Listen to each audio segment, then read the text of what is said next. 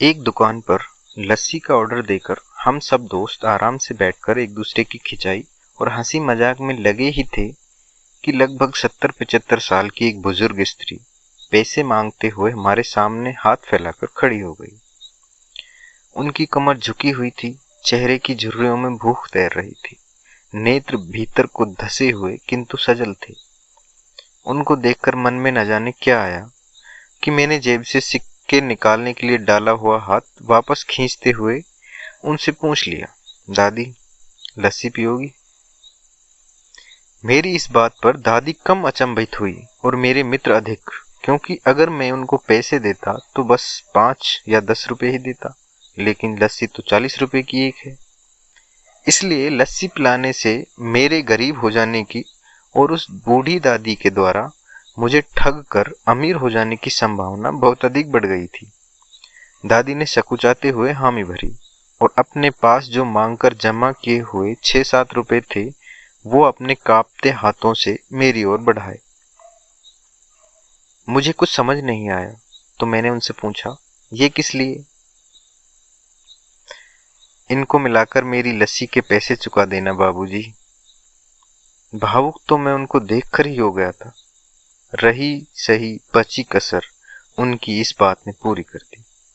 एकाएक मेरी आंखें छलछला आई और भरभराए हुए गले से मैंने दुकान वाले से एक लस्सी बढ़ाने को कहा।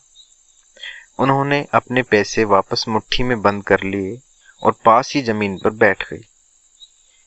अब मुझे अपनी लाचारी का अनुभव हुआ, क्योंकि मैं वहां पर मौजूद दुकानदार, अपने दोस्तों और कई अन्य ग्राहकों की वजह से उनको कुर्सी पे बैठने के लिए नहीं कह सका।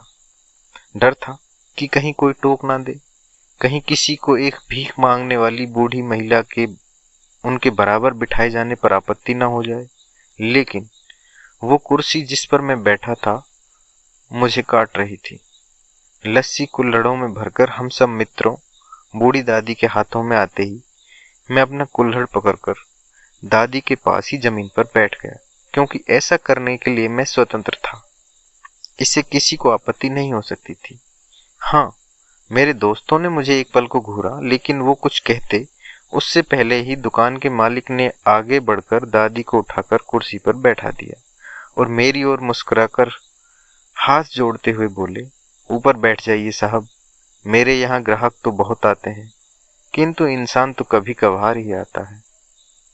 दुकानदार के आग्रह पर मैं और बूढ़ी दादी दोनों कुर्सी पर बैठ गए। हालांकि दादी थोड़ी घबराई हुई थी, मगर मेरे मन में एक असीम संतोष था।